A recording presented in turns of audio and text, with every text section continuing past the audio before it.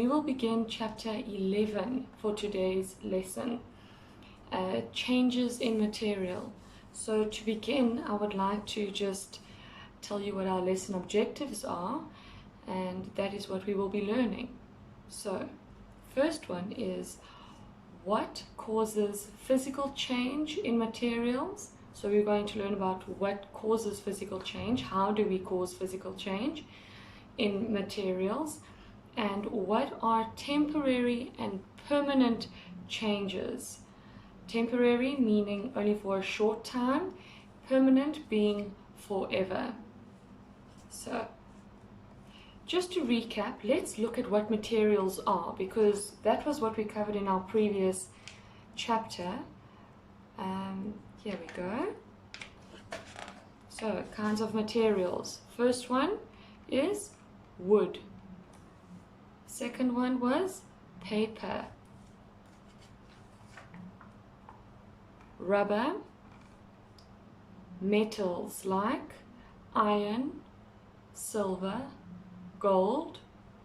Iron tools is an example of iron, silverware is an example of silver, and gold jewelry is an example of the metal gold. Okay. Ceramics, glass, and plastic. Okay, so those are the types of materials we're going to have a look at, how we can cause physical change to them. So let's read. How materials can change. What can cause materials to change? Materials can change when we press, when we twist something, when we hammer, or when we bend and pull them. The materials of the following objects change when an action is done to them. An action is something that we do, so when we do something to them, they will change.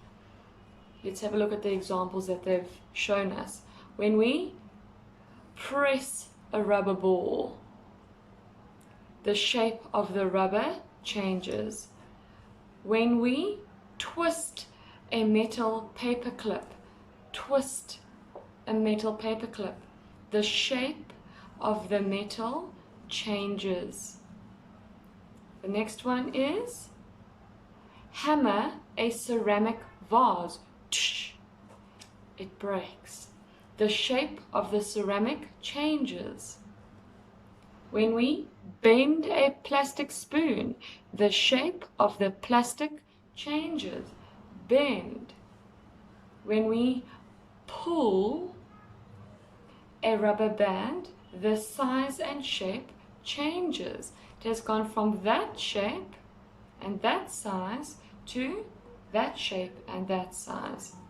So this is how we cause physical change to certain materials, by pressing them, by twisting them, by hammering them, by bending them, and by pulling them.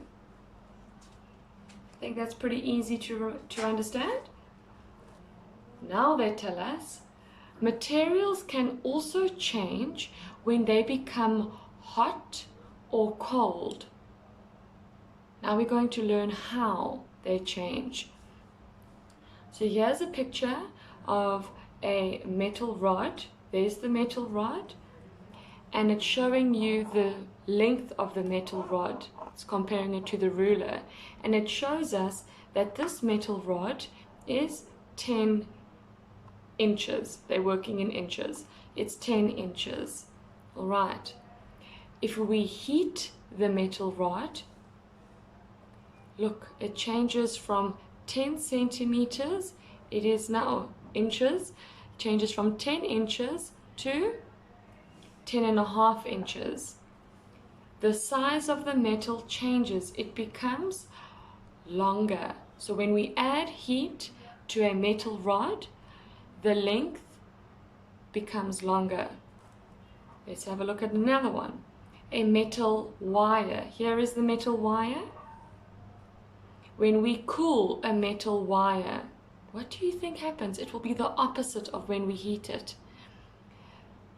The metal wire, can you see how it is bending over here because it's loose? The metal wire is now tighter, it's shorter, it is not drooping anymore. The size of the metal changes, it becomes shorter.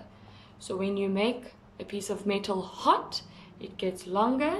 When you make a piece of wire cold, it becomes shorter.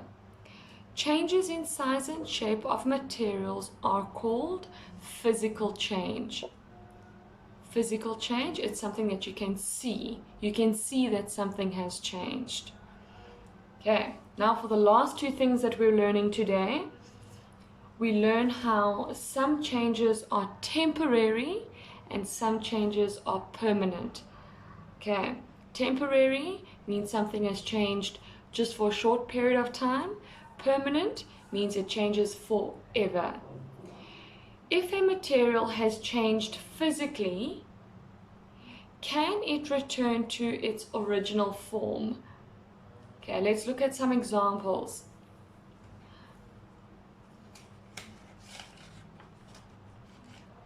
When we press this rubber ball, when we stop pressing it, does it return to its original form? Yes, it does. When we twist this piece of metal paperclip, when we stop twisting it, does it return to its natural form? No. Okay, so let's have a look at what they show us. Temporary changes. Some materials, after they have changed physically, they can easily return to their original size and shape. These changes are temporary, like this ball. Pressing this ball down, having its shape changed, is temporary. When you stop pressing it, it returns to its original form. For example, the plastic changes its shape when we bend the ruler gently. I think lots of you know about this. You do it in class. The plastic changes its shape when we press the ping pong ball. Oh dear, wait, here we go. The plastic changes its shape when we bend the ruler gently. Okay? When we release the ruler, when we stop pressing it, it returns to its original shape. The plastic in the ping pong ball, when we press it, if we place it back into a hot water bowl, the plastic returns to its original shape. Ah, that's interesting.